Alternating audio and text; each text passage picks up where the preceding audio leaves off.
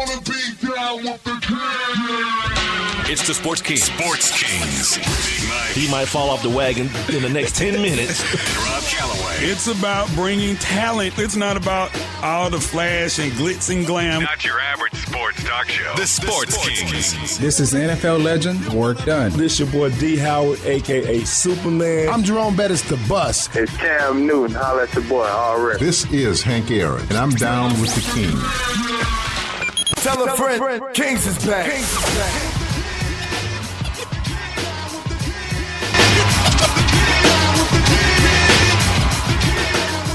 And welcome into the Sports Kings podcast. Third day in a row we're doing this. Hopefully we can continue. My name is Big Mike. Got my man Rob Calloway on the other side of the microphone. First and foremost, well, let me give you the information that you need first. We're on Spreaker.com. You can contact us via Twitter and Instagram at Sports Kings Live.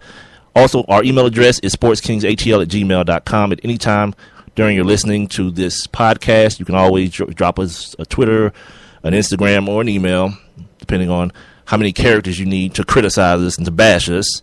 Go right ahead.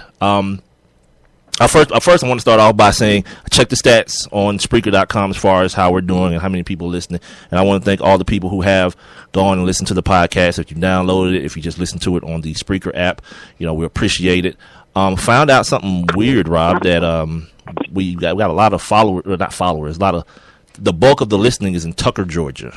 For those of you who don't know, we're out of Atlanta, so we started doing this show a couple years ago in Atlanta, so the majority of our initial listenership, we can expect for it to be around the city, but Tucker was kind of, I wasn't really sure where those Tucker people came from. I just assumed it was you. You had those Tucker roots. No, man. Look, this is the thing, man. First of all,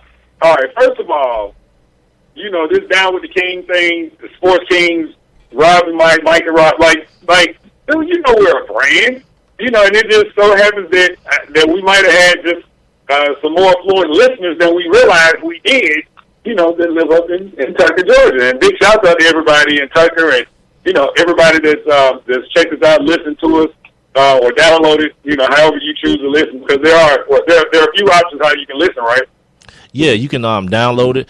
They actually upload our stuff automatically to our Facebook. What is the Facebook? I don't know. I think I changed it to Sports Kings Live. The Facebook is Sports Kings. Sports Kings Live. But I don't really know how to do Facebook. I've never had a Facebook page, so I don't know how to do it. So I look at it and it's like looking at Greek or something. But yeah, you can contact us or log on to the Facebook and you can get the stuff there. Our Twitter account, it tweets it out when we're done here. It also, they didn't put it on Instagram, but I do mainly put it on Instagram once we're done recording the podcast. So there's plenty of different ways. You can go to the Spreaker.com app. You can download it, save it for later. You can listen to it straight from the app. There's a lot of different ways you can listen to this thing. So it's all about your choice and your preference. Just do us a favor once you go there. They have a way that you can like the podcast, or I guess like the podcast, the show, or whatever. Go ahead and click on that as well while you're there. Give us a like or a follow, I think is what it is, or however you do it. Everything is a like or a follow nowadays. But, we appreciate everyone who thus far, this being our third day, and, I think it's going pretty well so far, but, we're still trying to move forward, get better every day, and try to do this thing and make the people who listen to this, or allow the people who listen to this to tolerate it a little bit better and better each day. As far as the show goes today, we're going to talk some NBA hoops, some college hoops. What else we got? Oh, the NFL. A lot of movement lately in the NFL. Not necessarily movement, because nothing can happen for about a week here, but a lot of proposed movement going on in the NBA. Some little side stories, some things that caught my eye or caught Rob's eye while we were doing our research today. We're going to introduce you to a guy named Aaron Levi. I know you might be saying, who the hell is Aaron Levi? Is he the linebacker for us? So, no, nothing like that. We will explain here a little bit later on the show. It's like, is he, some sort of sports figure? No, he's not, but we'll get into that a little bit later.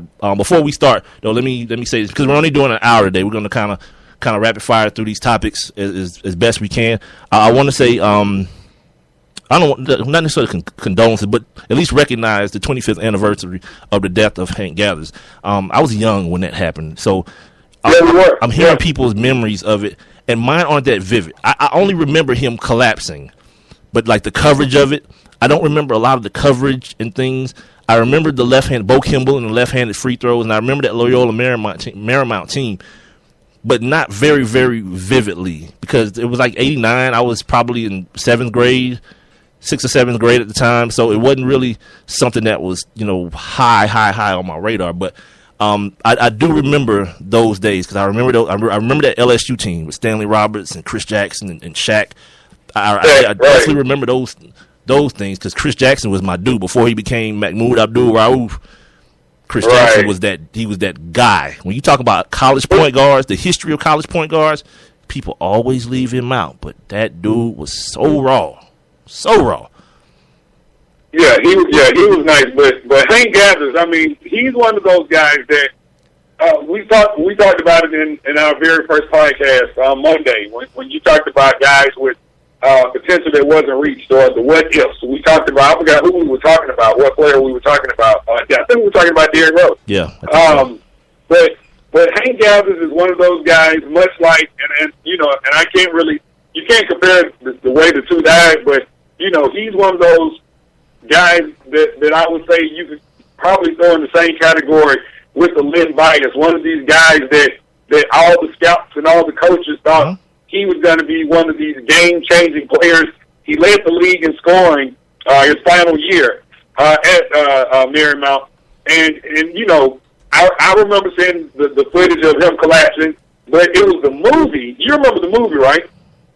The Hank Gathers story? Very vaguely. Yeah, vaguely I remember. Yeah, not but very it detailed. was that movie that I've watched it numerous times, growing up, but it was the movie that made me become more familiar with this dude and his story. I mean, his mom, she had several kids, and they were poor, and they were kind of banking on this dude, like in a lot of situations, to get them out of their, to get them, into a better situation. Right. I heard both people they talking about that. That's the reason he kind of scaled back on the medicine that he was taking for his heart condition because he wanted to provide for his family. They said the medicine was draining him, and now it's one of those things where medicine has progressed so much that at this point, if he had that same thing going on now, I'm more than sure that they would have something for him that would not have caused him to feel like he needed to be off the meds. If you know what I mean.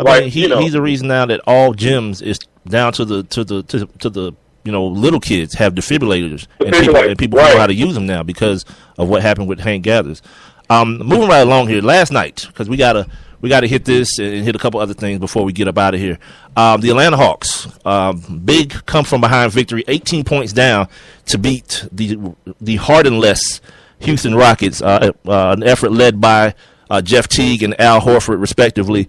And in winning that game, becoming the first team in the NBA to claim a playoff spot, this being their 8th in a row, the longest such current streak, and obviously the longest in franchise history. And one of the things, like listening to the broadcast, yes, I still do listen.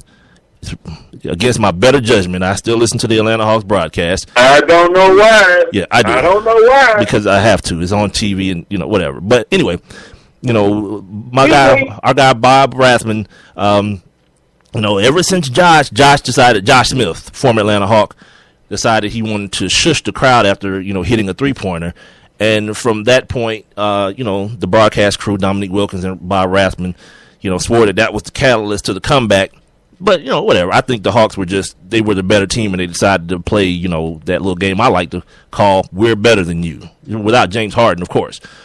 But after the game, Josh, inside his feelings and, feeling like a little woman, said this, quote, "I mean, those fans are fickle, very fickle, and bandwagoners. It really doesn't mean anything to me," quote. Really? People don't usually go off on those type of tangents about things that don't mean anything to them. Of course it did. That's the reason you put the finger up and shushed them. And I remember the last time we saw a former Atlanta athlete do that. You remember when Mike Vick got busted in the mouth in the Georgia Dome? And had to come out of the game. Yeah, William Moore, he wanted to point. Yeah, he wanted to point at the scoreboard. Yeah, what happened? The same damn thing. You lost. Yeah. Just like you ain't got to be that dude, man. Just, Josh, you are what you are. You've realized everyone else has realized. He's bitter. I mean, he's bitter. I mean, to say the least. And you know, and it's one of those things. And I'll say this. I mean, I'm not a Josh Smith apologist by any means, but the growth and the progression of Josh Smith, it all slowed down and basically came to a screeching halt the day that Larry Drew became the head basketball coach of the Atlanta Hawks. So are we blaming Larry Drew now? Is that what's happening? No, I'm just no. What I'm saying is that there was no one there like because I've been in practice, so it's like Woody would be on Josh's butt. Woody's whole thing with Josh was you're not going to shoot the three, and I know you remember this Woody's last year when it was the thing where every time Josh shot a three, he put him on the bench. Like, no, you go in the game, you go play your position. How many years was Josh in the league by the time Larry Drew became head coach? 4 or 5? Right. At that point, no one needs to be doing that to you. You're professional. You've been a professional for 5 years. No one needs to be tugging on your coattails and Josh, by the way, you suck at shooting threes. You probably shouldn't take anymore. No, you should be more self-aware as a professional to say, I'm not helping my team by doing this. And now that you've left and the team is better and they have real people who can really shoot the three, now you bitter. Now you want to act like a girl about it and talk, and then down this fan base that a lot of them supported you regardless of how stupid you were being on the basketball court. Right. You're absolutely right. So now that you're gone, they bandwagoners. You know who could control that, Josh? You, by playing better and making you were the most talented guy on the team. So by playing better and making your teammates better, therefore making a better team, therefore putting a better product on the floor, you wouldn't have to worry about bandwagoners. They would be riding with you. You'd been the savior. You'd been the same way these people look at Derrick Rose in Chicago. You'd been right there with them, right? Nah, not you. It was too much work to be put in. You want to hang out with T.I. and Pastor Troy and all them people, and look. It ain't my place to tell you none of that is wrong, because Josh ain't never been arrested or no kind of trouble or anything like that. So I'm not trying to put that on him. But I know what you're saying. But we both saw what we saw the Muse documentary, right? And what Kobe said, he said, if you want to do this and you want to be great, there's certain other things you're not going to be good at. You're not going to be probably not a good friend, probably not a good dad, probably not a good son. Because you're dedicating all your time to this. And that's just the understanding. Think about the guys that he's talking about without talking about them. He's talking about guys like Michael Jordan. Like, as soon as he was done, Juanita was like, all right, I'm good. Peace. Well, I mean, we see it. Tiger Woods. All of those guys, all of the guys that were great, at some point, they ended up divorced. I mean, you can even look at Shaq. Like, all of the guys that were great, I mean, I get that.